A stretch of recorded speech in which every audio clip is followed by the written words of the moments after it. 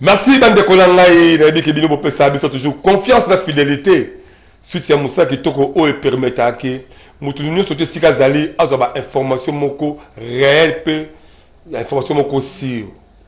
Le lundi journée moko to prophétique peut savoir une édition moko un peu spéciale. En rapport à Makambo o biso monde école tout ça qui tend de mener ba investigation pour le koyer ba réellement ndengeni vite professeur Kinshasa na ba conflit eux sur le cas ebo tama makasi. Na dégroupement aux combiné un ciel, groupement Mikondo na Mikonga. Donc peut savoir des détails bientôt là, mais avant tout d'abord, d'abord la remercier Bandeko Baza dans l'ombre. Là je vois il y a Benjamin Kilunga, je vois il y a Wilfried Samba et pourquoi pas Igride Mateta. Très bien. Et ça toujours le Congo est 5 mois pour ça les bossons nous pense que il y a on est permettra tout sur le mais Rolinga d'abord avant tout compte maslo où était les conflit. Totalement aux alliés comme politique en Mboka. Il y a un Congolais aussi, un Congolais qui vit en Russie, dans Mboka ya Poutine. Par rapport à l'analyse de la politique de la Kalakata, Mboka la République de moitié du Congo, moi, Mboka Marc Moulaja, à ça, les réactions, il y a tout dans l'élément haut, juste après, c'est parti la régie. Alors, Nakoyanola, par rapport à Yamotuna Nayo, Nakoloba simple concernant trêve. Trêve est la cessation temporaire d'hostilité entre les deux côtés. Kasinakotala, lolenge oyo trêve yango eselamaki kozwama.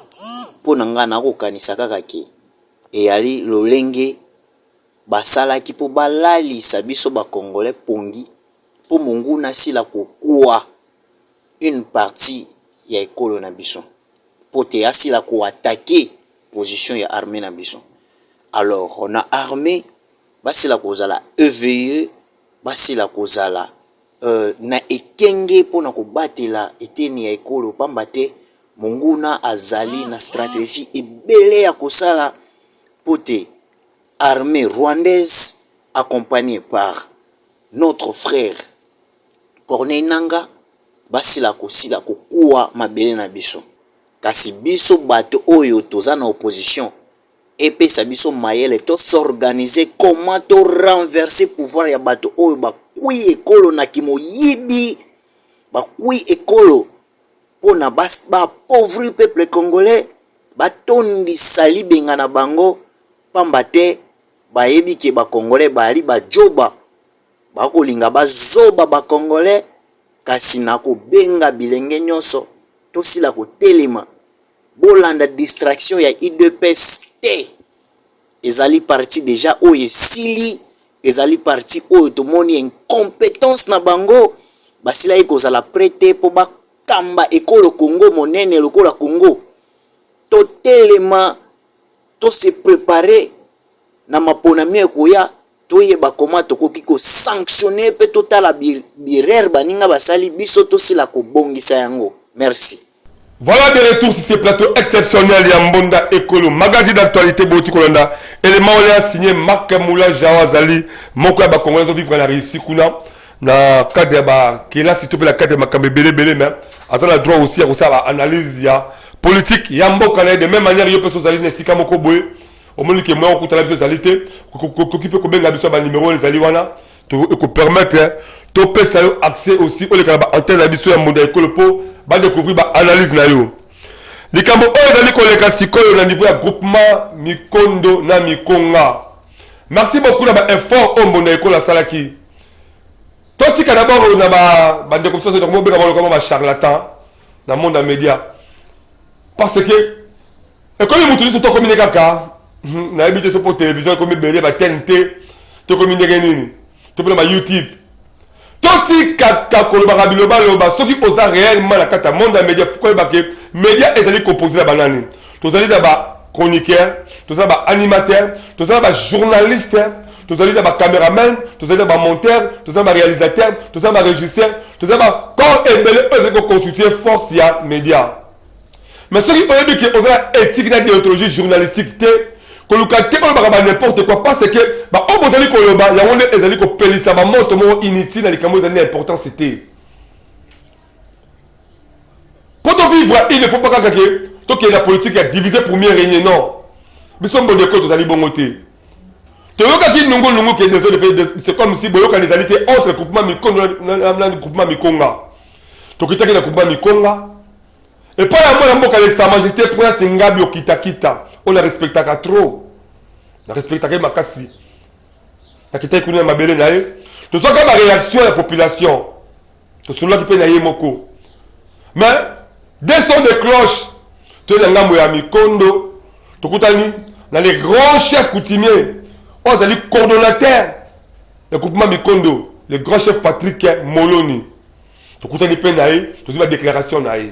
Mais le cas est toujours que le conflit comme au niveau de on peut éviter qu'un jour des zones de saint matin, puisque le chef de l'État le dit tout droit.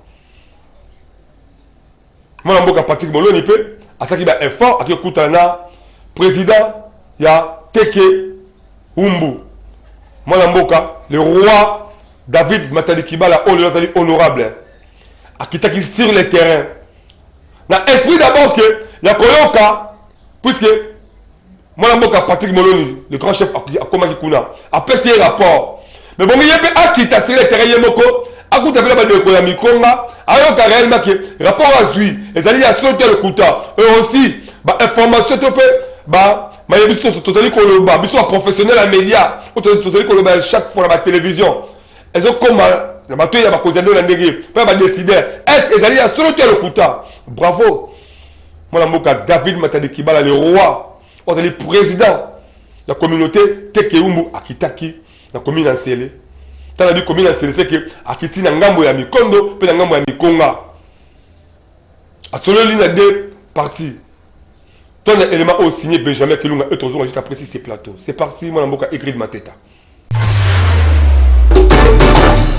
Mwana ya Congo bondi melanga ike ba o etali ba conflit misusu na mboka na biso toza pe capable ya ko trouver ba solution sans implication ya bato misusu bakota na kati. Tolakisa kibino mikolo oyo eleki ba conflit communautaire ndenge eza kobetisa mbonda nango awa na ville province ya Kinshasa entre des groupements ya commune ya Nsele. Boyebake eza bongo groupement Mikonga oyo ekumbamaka na yemoko le chef Pedro pe groupement Mikondo oyo ekumbamaka na honorable André Motin ye appelle sa coordination epai ya le chef ya village Tolingana mwana mboka Patrick Moloni. Boyebake entre les deux groupements oyo ba conflit ekoti makasi po na problème ya ba limite surtout na ba mboka misusu oyo eza koyebana te soki groupement nini esengeli a diriger yango.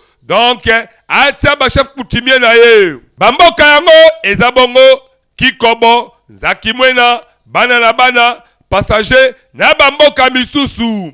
Mais koeba ezake na ngambo ya groupement Mikonga kunande mutu oyo aza kozwa le devant eza bongo les Sa Majesté Prince Ngabi Kitakita chef ya village Mawawa. Tellement que mbonda ya conflit oyo eza kobeta mabe makasi et surtout que na ba réseaux sociaux n'importe qui a commis koloba ba n'importe quoi. Biso mbonda ekolo magazine d'actualité tokanga ki misote.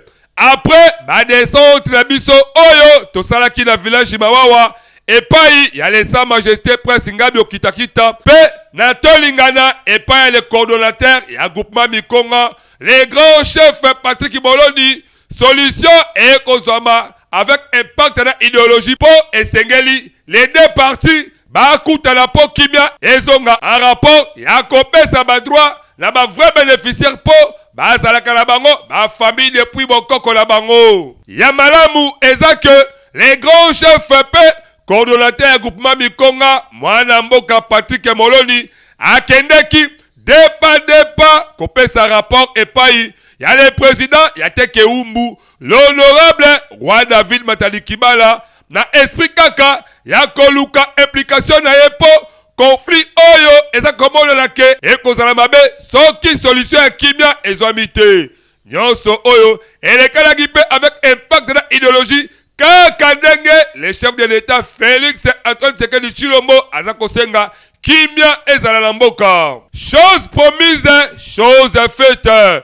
Le roi David Matali Kibala pe akiti na terrain na équipe na ye mobimba akutani na groupement Mikonga l'honorable André Motar babeti wiklo na bango kitoko kaka ndenge boza komona tellement que mokonzi Alia Kanyama ya litoi moko te alongwe wana akei mpe kokutana na le grand groupement ya Mikonga le chef Pedro babeti pe wiklo na bango kitoko ndenge kaka boza komona na ba image oyo na suka ya masolo bondimela ngai ke groupement Mikonga le grand chef Pedro oyo susi na ye eza kaka ya koluka pe kimia ezonga abeti simbo na boye liboso ya kamera na biso bi likamona na kimia pona de groupement na moni ke tozaka bomoko mo biso to ngi ko le logo te ba wela ke logo moko te na kata mokilo kola ba déjà place au alliance ezali ba pasola ka alliance te pa nga po kimia ezala balingi liboso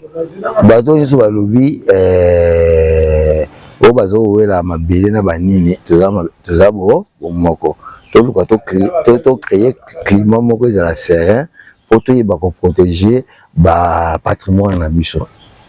Il faut l'État appartient à bourgmestre ou entre vous la colonisation continue. Babinda ko soko ezala salite na mda kombola kango.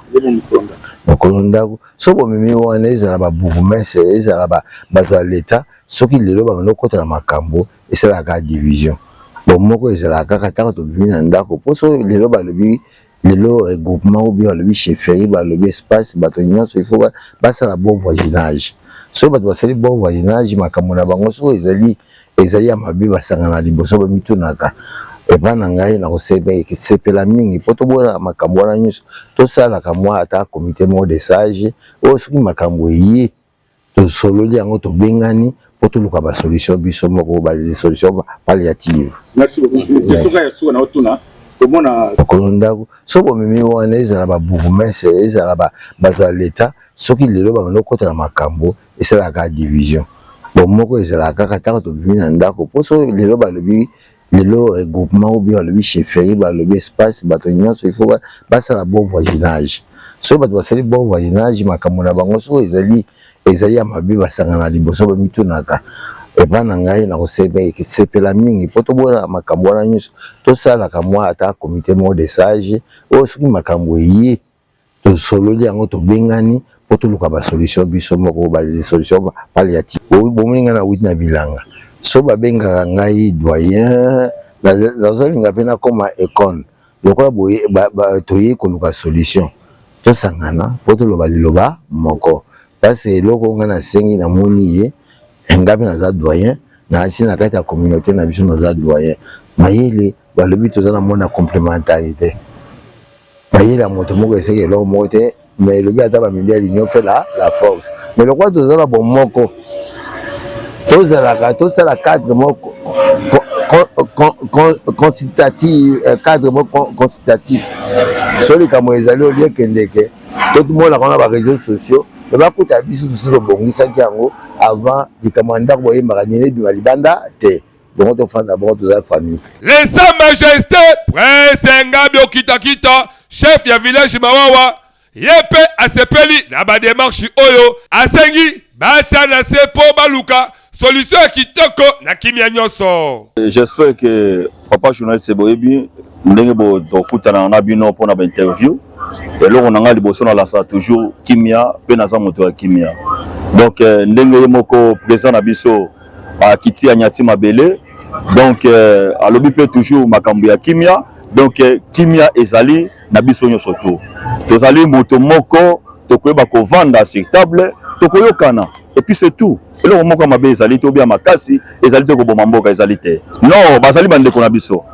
Le col est moko roi qui tient ma belle pour Sangi Sibiso et biso pe toujours tozali simanaye pour na kimia wana tokoyoka na biso nyoto po totambusa bamboka eza malamu lokola kimia yango ne eza oyo toza koluka les grands chefs ya village tolingala pe coordonnateur ya groupement Mikonga mwana mboka Patrick Moloni yepe apesi message ya kitoko na mbonda o abetisi po la paix qui est la paix afasi nga mona za papa paix puisque na gano mona roi po asa la paix eza na deux groupements soki nazalaki mutu ape te me namonaki roi te nga nde mutu omona roi na memeli ye message ya bitumba oyo ebundama Mikondo na Mikonga roi pe lelo natuka na sepeli ndenge atelemi ayi komona les deux groupements wana amoni groupement Mikonga amoni groupement Mikondo nakosenga bato nyonso baza bavillage wana bozala kimia macheti te nini te tokokende na procédure oyo roi na biso président Teke Umbu alobi tokende nango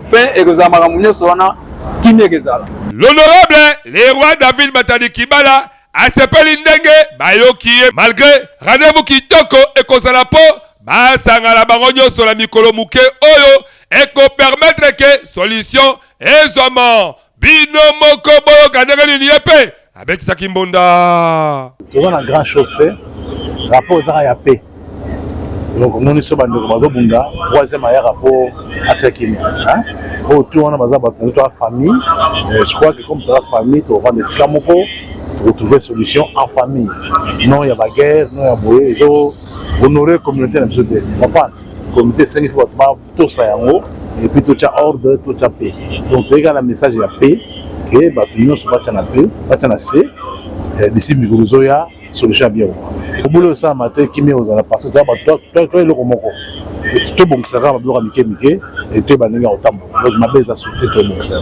komesa autorité communale c'est normal so amoni mobolo yali ya kobengisa bato eza devoir na ye tokopekisa ye te mais biso bakolo communauté tokoleka liboso ya bourgmestre mpo tosisa yango topesi rapport esali kitoko komona badesizio oyo ya bolingo bachef coutumier bamanifeste sans ke bapaya bakota na conflit oyo pe bazwi option ya koluka kimia na mikolo muke ndenge kaka bayokani yo oyo oyebi ke omesala bilobaloba na bareseaux sociaux pardon soki oza vraiment mutu zala na éthique pe déontologie po na ko-éviter babuzoba na bareseaux sociaux koyokana ya bagroupement oyo bondimela ngai ke c'est le Congo qui gagne boyeba ke bazalaka déjà bafamille depuis kala lokoso mbongo ene tope jalousie en tout cas bachef botala se yango nde ekabolisa bino te po badongolo miso baza kozela bamona ndenge bokobomana po bapouvoir na bino esila gaz biso mbonda ekolo boyeba ke tofuli bango moka koswa pe tobetisi kaka mbonda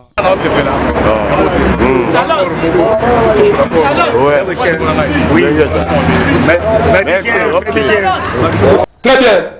Bolandi élément voilà. Mais avant de continuer, donc on a d'abord que niveau régie, tout d'abord spot publicitaire oyo. Ce qui aurait pu que vous êtes vraiment un vrai leader. Vous avez qui peut poser la problème il y a ndenge le kola au moment ya va découpement au biso de bonda école to saliba effort pour le oyo ke to éviter République démocratique du Congo est tombé sur un problème à la province à Kinshasa. Mais tout ça si que la démarche est tout ça là va décider à travers le ministère intérieur et affaires coutumières. Moi, Jacques Chabani a s'ingérer peut-être ou pas sur réellement avec le roi David Matadi Kibala. Moi, personnellement, j'ai la conviction que récite peu long et cause là, puisque les deux chefs bandini vraiment que base à bon mot. Mais tout un élément aussi vous avez vraiment un vrai leader. Vous avez la vision maintenant pour la Congo. C'est que le cas à la monde à l'école pour va découvrir. Personne n'a un problème. Le collègue a conflit. Le problème n'est pas c'est tout ça comme les constructions de la bisoké. Parce que le conflit, parce que votre terrain, il y a beaucoup de mestres. Parce que votre mapango, il y a des sanctions comme ça plus fort. Mais vous avez l'état des droits et aboué. Ça c'est un vrai leader.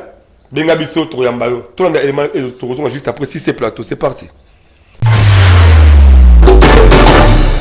Toi qui t'habites sur l'autre, on vient de ça, toi qui es une des photos, on a action même. Congolais, Congolaise, yo mutu ozalaka na idée ya développement ya RD Congo, magazine bonda ya ekolo baleki ya Yezu, apesi bino opportunité ya koya exposer ba vision na bino pona bolamu ya ekolo mobimba. Botala bino moko, tomesana koyamba batu na plateau na biso, po mutu na mutu atalisa vision na ye, yo mutu oza na ba idée ya malamu olingi mboka ekende liboso, magazine bonda ya ekolo afongoleli bino ba porte yaka o contribuer na développement ya mboka RD Congo. Oyo ayebi ke aza vrai leader, sala lokola baninga yaka na plateau na biso, parce que eza seule adresse oyo eyambaka ba leader ya makasi pe ya solo solo. To abordaka basi genio solo kola politique, économique, socio-culturel, religion, pena basi je mosusu oyo ezo contribuer na développement ya mboka na biso. Vous pensez probablement dessus, hein, pour la mine, parce que nous azali au départ, azali na droit, hein, la principe fondamentaux, azali na droit, les vrais fondamentaux en tant qu'être humain. Le premier ils ont contacté, ezali au sommet du pays. En plus, ezali ba représentant ya Kwango. On le nima, on le bazoka pouvoir, bazongi na ba village, ba keli ba pesi bango pouvoir, bota na ndenge to souffrir. Tant na tel dégâts au moto de salaki, nazako vigilant la moto ne kutaki wapi. Ndenge kaka bozali komona, bango pe bazali balide oyo bandimi ko participer na développement ya ba quartier commune pour que mboka ekende liboso. Yango biso na magazine bonda ekolo to bengi ba leader ya solo pe to beteli bango kambonda. Partout si côté la commune na bino. Numéro na biso zali yangwana yaka benga biso to koyamba yo to ko tata ko solo na bino. Merci na élément qui toko to bengi si ba leader réellement to sur la plateau na biso na élément oyo. Merci à mon amboka, le grand chef Patrick Moloni. C'est ça. Boye bani bozalami ba famille. Mon amboka presse ingabi okitakita. On a bien les grands chefs, les sa majesté, pour la respecter ma casse, bien qu'il y ait Ngubu. Azali acteur de développement. Nous avons bien tout droit. Nous avons bien les grands chefs aussi, Patrick Moloni. Chef de la village Tolingala, Azamuta respect, Muta Kimia. Il y a joué un rôle, il y a coordinateur. Il y a groupement Mikondo. Le mi balé boye vous allez famille encore. Bon éviter ben descend et salement. Bon éviter moto et pela. Nous vous avez acteur à développement, vous avez tout droit, vous avez la bongo, boyo kana. Acte au bout sala, malgré beaucoup de monde ça dans mais je crois très bien. La rendez-vous oh. Roi Matali Kibala ben ici bino solution appropriée pour permettre que la population va à la kimia. Maintenant, il y a un élément où il y a Patrick Moloni, dans la démarche pour Salaki, parce que le roi Matadi Kibala, de manière que, comme à niveau où, tout le monde a le premier élément où, tout le monde a l'élément où c'est parti, moi, Mboka, écrit de ma tête. On a eu d'abord par le président du comité Tekeumu, le numéro 1 à Bisso, dans le comité. Qu'on peut faire un rapport au village entre Mikonga et le groupement Mikondo. Il y a un chef où il y a chef coutumier. Il faut qu'on fasse un rapport. Puis on a sengi à continuer à écouter pour ça va descendre dans Mboka wana à écouter la population de Mboka wana va passer une version bien par rapport au yanga ko yokame ayokana la population au la gata Mboka des rapports na ko pesa chez président biso ya comité Tekeumu. Et ça, il a relancé, le président Tekeumu a senga P, a senga Kimia. Il y a un moment où a pesi bango P, na yé pas eu mon numéro 1 à biso Tekeumu, puis c'est atia P, na biloko yé l'Obama, puis c'est P na yé et qui maîtriser station nyonso. Oh, il veut pas que na ba l'état mais P zali pas président Tekeumu. Mais na yé ko mona yé, ndenge P na yé bié, aza muta P, a kotia ba P na mboka wana. Tant yé mo ko tambola kuna, pesa za solution a kotia P na ba mboka wana. Merci Nayambi, chef coutumier Patrick Moloni, du village Tolingal. Donc Nayambi, parce qu'il y a un conflit de la côté. Mais alors on a ce peu naïe, la monnaie qui est vraiment dans la boigne. Il y a un chef qui a solo, il y a Kimia. Dans la monnaie qui est dans le Boumana, à mon de ce côté. donc bien ce rapport le rapport après biso il y a trouble oyo ezoleka na kati ya mboka wana alors esengeli ke biso il faut tokoma ntina ya mboka wana mpona kotia mpe mpona kosonda kuna totia kimia mais eloko bato nyonso bakokoyeba eloko bachef to bakokoyeba soki oza na mboka eza ya yo te en tout cas yebaka ake mboka wana ifotika soki eza ya yo en tout cas okotika mboka wana te mais soki eza ya yo te vraiment wana mpena ya kodiscuter eza te oza chef te lokola makambo ezoleka kwa tokokoma toyeba kolo mboka akobongana te akoyebana mais lokola patrik ye mboka yokotoso rapport donc c'est que ana besoin ya pe kozala na mboka wana kala mingi te tokitana mpo totya pe merci. Le 5 juillet ezalaki anniversaire ya Alain Dewa DG ya Mbunda Ekolo. Naza devoir ya ko remercier bandeko belo ba soutenir kinga de près ou de loin. D'abord la grande équipe ya Mbunda Ekolo. Bon bazaki d'abord ba champion. Donc pesanga esengo. Pe ami balé na remercier d'abord na nyuso toujours faut remercier d'abord Nzambe. Wa keli likolo na se parce que yena lingaki yena permettre ki tokoma la date le 16 juillet na mvula otobaki simo likolo. Naza ko remercier couple Ashgar Dewa. Nous avons un papa Ashgar Nouradine, na maman Christiane Ashgar, puis la neveu d'Angaï Ahmed. Sambe Abaksemne et Belé et Sika Bovandi. Nous avons la maman Yvette Kakambao. Merci. Dans sacrifice et puis na plaisir au Bosala Kingaï, dans mon coloa, le 16 juillet et surtout les acquis vraiment surprise dans Satanda qui n'en même pas. Parce que dans le travail, ils ont joué avec beaucoup de méditation, mais bien Bosali qui ambiance voilà Ezala. Merci à Jerio Osoloko. Merci à Sandrine, à Bobette et à Gedo, famille de Mobimba, puis la balle soutenue Bozaki na Esikawana. Sans oublier mon ami personnel Charlie Motindo. Na bande de Belé Bozaki na Bango na Tangaba. Comme en tout cas, tu vous as pas si suite que ministre des vraiment à côté toi na élément on est passer qui aussi na carte ya plateau ya Mbonda Ekolopo la ko souhaiter joyeux anniversaire dans le DG Alain Dewa. Une année de plus à DG Alain Dewa, une année de plus ba ba fetaka quoi. Bao bazanga baraté babi ya kolia komeleza au raté talio hein. Heureux anniversaire le DG valable Alain Dewa. Une année de plus c'est fait, le DG valable, le DG responsable Papa Alain Dewa. To souhaiter yo une année de plus Nzambe ya lola pambola yo Mbonda Ekolo ekende liboso et mata et le cas presque partout dans le monde entier. Nzamba Israël asalela yo bolamu, un clin d'œil à Papa Pichu Dewa, joyeux anniversaire à toi aussi. Plaise à Dieu de te bénir aussi, tes enfants. Nzamba lola asala bino bolamu, joyeux anniversaire. Kolia kombela ezalia wa donc tozote puka quoi, il va asali biso la surprise agréable. Une année de plus de mon mari Alain Dewa. Na souhaité joyeux anniversaire. Kabwa kele ba fleur lelo kolia na komela ezandi awa ntaba mobimba na kwanga chérie Pichu Alain Dewa, je t'aime beaucoup. Joyeux anniversaire Sandra Dewa, Christian Dewa, Bobette Dewa, Jedo Dewa. Joyeux anniversaire à Alain Dewa. Bye, bisous. Happy birthday to you. Happy birthday to you. Happy birthday to you, manager Alain Dewa. Happy birthday to you. Oh, joyeux anniversaire vraiment à DG Alain Dewa. Vraiment Nzambe abakisi toujours ya sika ya kitoko na kati ya mbula 2024. Nzambe apesa isusu santé makasi, a protéger ye, alongise bitumba oyo so eteleme na ye. Joyeux anniversaire. Kozala bala Nzambe eza elengi makasi eza sengo. Motema na ngeto ndisa mine sengo makasi. Lelo toye ko fete mokolo elamu ya DG Alain Dewa. Motema na ngeto ndisa mine sengo. Pamba te Nzambe azokoba na kosala esu ya koleka. Nzambe a élevé musala na ye o liseke lesu liboso makasi. C'est un homme hospitalier, il accueille tout le monde sans problème. Élévation et la tanzoto na yo ndenge makomezo lo bana biso na Isaïe 44:26. Je confirme la parole de mon serviteur et j'accomplis ce que prédisent mes envoyés.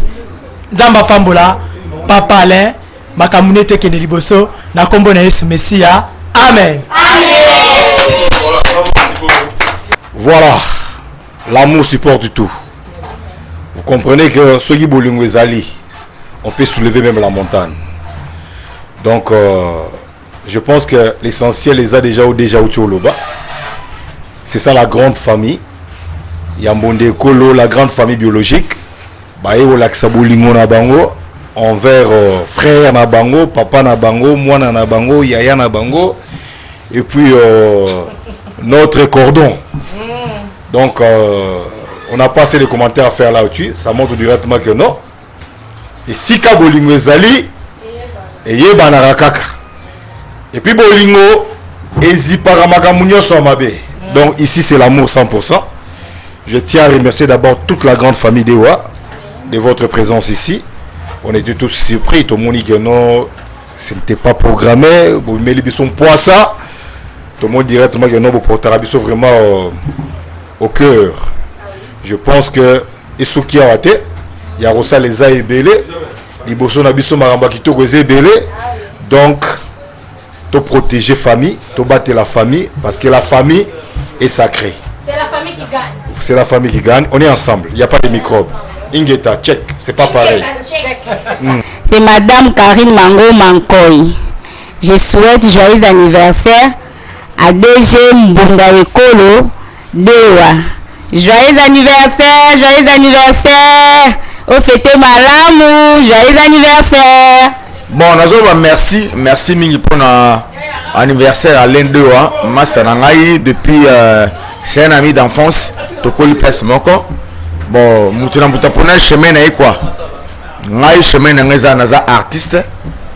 Na betara na mindule pour recevoir sa peuple. Mais na qui juste pour na remercier à l'Indewa.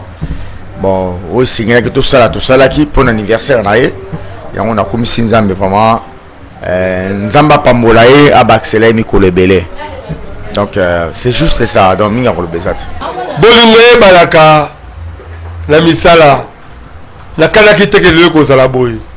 Parce que moi personnellement j'aurais voulu que c'est la forme de méditation. Mais ça a été une grande surprise pour moi pour de voir que bah de comment surprendre ngai au moment où on est en plein boulot. Bah il y a je vous redis sincèrement, je n'ai rien contribué. Bah il y a nyonso on essayer du début à la fin. C'est ça l'amour. Peu meublement là-dessus bah kabelinga basinga cadeau. La future dame de la République centrafricaine. Future dame de la République centrafricaine. Amen. Madame Christiane Acheda Ashgardewa. La big ko Simba. Bilo ba de l'Arabie partout. Bientôt la deuxième Mbonda Ekolo. Bientôt la deuxième Mbonda Ekolo magazine d'actualité pour savoir information. Ba numéro zawala. Bon continuer pour te participer des ans. Et les avec impact et le jeune moi Mboka Samuel Boukira Lobaka. Je vous aime beaucoup plus. Merci d'élément au bon secondaire on est clôturé vraiment c'est qu'il a bouclé complètement édition mon kwalelo mais le conseil la bino. Bon continuer qu'on s'abonner vraiment massivement à la chaîne YouTube la mission Mbonda Ekolo officielle. Peut ba activité la bino quand tu bengi bino là-bas reportage à Mbonda Ekolo agency. Bon ben ça rabiso même sport terminer notre élection ma primo vraiment ta concurrence c'est si à mon côté. Tout ça vraiment Mbonda Ekolo Tikali ba journaliste au milieu du village. Makamo tel ba chef coutumier tout ça on connaît Kimia Ezala et non Kopelisa Moto. Même besoin ça ba besoin de les réseaux sociaux c'est parce que besoin la manque il y a éthique dans déontologie journalistique. Quand vous allez la caméra, bah filmer aux autres là-bas. Ça ne vaut pas dire que comme journaliste, non. Tout ce qui est baby, c'est un noble métier. Tout garder éthique de déontologie. Parce que y a des alliés, vous savez qui est malade. Quand vous avez un baby, ça valeur au pour 50 $, pour 100 $. Mais ça là honnête, personne avec beaucoup de professionnalisme, vous avez bénéficié à mes collègues. C'est pas Mingi, ministre comme Nasuka. Je vous retrouve prochainement dans un numéro. Mais je dis d'abord merci à Benjamin Kelunga, à Wilfried Samba et à Egrid Mateta. Bye.